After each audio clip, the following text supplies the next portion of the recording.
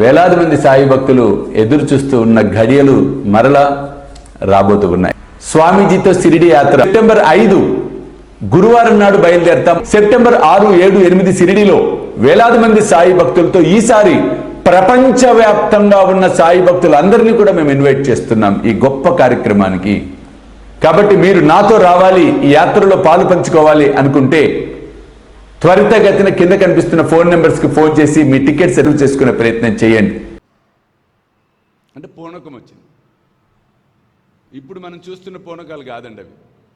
ఇప్పుడు ఊగిపోతూ ఉంటారు, గొడవ చేస్తూ ఉంటారు, గందరగోళం చేస్తూ ఉంటారు, ఏవేవో రంకెలేస్తూ ఉంటారు. నిజంగా పూనకము, నిజంగా దైవం ఆవహిస్తే ఆవహించిన వారు కనులు మూసుకొని ఉంటారు. వారి ముందు ఎవరు కూర్చున్నా వారి పుట్టు పూర్వత్రాలన్నీ అడగకముందే చెప్పేస్తూ ఉంటారు. అది దైవము పోనడం అంటే.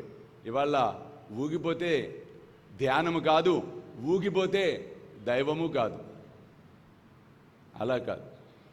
ఎందుకంటే కొన్ని ఏమవుతున్నాయంటే ప్రాపర్గా మనకి ఎన్లైట్మెంట్ లేకపోవటం వలన, ఒక ప్రాపర్ ఎన్లైట్మెంట్ అనేది ఉండాలి, ప్రాపర్ జ్ఞానం అనేది ఉండాలి, నాలెడ్జ్, ఒక విషయం గురించి అవగాహన కలిగి ఉండాలి.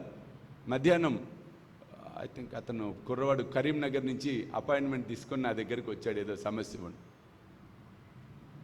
అతను వెళుతూ ఉండగా నాన్న అరటిపండు తీసుకొని ఇచ్చా. వెంటనే అతను ఇలా పట్టుకొని ఇవ్వండి గురువుగారు అన్నాడు. పాపం అతను తప్పు కాదు అది. ఇలా ఎందుకు చేసావన్నా, లేదు అలాగే తీసుకోవాలట మా అమ్మమ్మ చెప్పింది అన్న.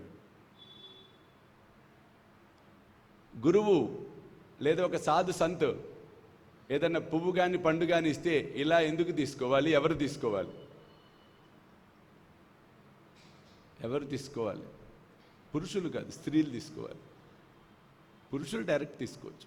ఎందుకంటే సన్యాస ఆశ్రమంలో ఉన్నప్పుడు, ఒక సన్యాసిగా ఉన్నప్పుడు మన నియమ నిబంధనలు సన్యాసులకు ఎలా ఉంటాయంటే స్త్రీమూర్తి యొక్క స్పర్శ తగలకూడదు.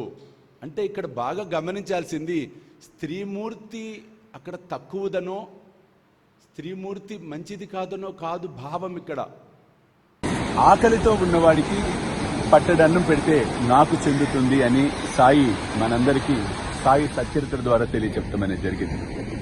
కాబట్టి పట్టడన్నం అనేది కాదు, కడుపు నిండా ఆకలితో ఉన్న వారికి భోజనం పెట్టే కార్యక్రమమే శ్రీ సాయి భోజన్. కాబట్టి మీరు కూడా ఈ అద్భుతమైన మహాయజ్ఞంలో పాలు పంచుకొని సాయి కృపకు పాత్రలు కావాల్సిందిగా కోరుతున్నాను. వివరాలకు కింద కనిపిస్తున్న ఫోన్ నెంబర్స్ కి ఫోన్ చేయండి. చూస్తూనే ఉండండి శ్రీ సాయి సర్వస్వం యూట్యూబ్ ఛానల్. చూడండి, ఎందుకంటే మన హిందూ సనాతన ధర్మ సంప్రదాయాలలో ఆది పరాశక్తి జగన్మాత అమ్మచే సృష్టించబడింది యావత్ సృష్టి.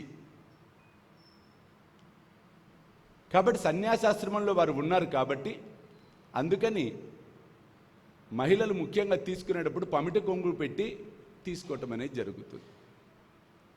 అందుకోసం, వేరేది కాదు. అలాగే ఒక గురువుకు కానీ దైవానికి కానీ సాష్టాంగ నమస్కారం చేస్తే శుభ ఫలితాలు ఉంటాయి. 2 చేతులు 2 కాళ్ళు కలిపి చెయ్యాలి సాష్టాంగం అంటే. 8 అంగాలను ఒక అంగం కింద చేయటమే సాష్టాంగం. 2 చేతులు 2 కాళ్ళు, ఒక కాలు మీద ఒక కాలు, బుద్ధి, మనసు, అహంకారం, కర్మేంద్రియాలు, జ్ఞానేంద్రియాలు అన్నీ కలిపి కలబోసి ఆ గురువుకి నమస్కరించటం కేవలము పురుషులు మాత్రమే చేయాలి. పాండిచేరిలో ప్రోగ్రాంకి వెళ్ళాను నేను.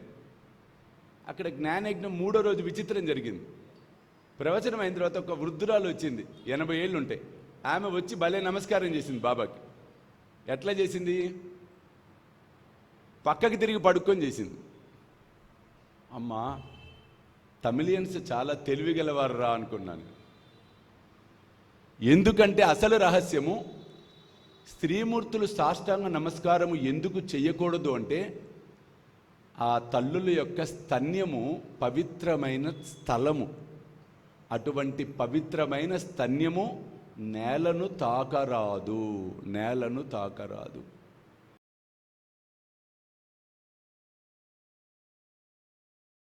వేలాది మంది సాయి భక్తులు ఎదురు చూస్తూ ఉన్న ఘడియలు మరలా రాబోతూ ఉన్నాయి. స్వామీజీతో షిరిడి యాత్ర సెప్టెంబర్ 5 గురువారం నాడు బయలుదేరతాం. సెప్టెంబర్ 6, 7, 8 షిరిడిలో వేలాది మంది సాయి భక్తులతో ఈసారి ప్రపంచవ్యాప్తంగా ఉన్న సాయి భక్తులందరినీ కూడా మేము ఇన్వైట్ చేస్తున్నాం ఈ గొప్ప కార్యక్రమానికి. కాబట్టి మీరు నాతో రావాలి, ఈ యాత్రలో పాలు పంచుకోవాలి అనుకుంటే త్వరితగతిన కింద కనిపిస్తున్న ఫోన్ నెంబర్స్కి ఫోన్ చేసి మీ టికెట్స్ రిజర్వ్ చేసుకునే ప్రయత్నం చేయండి.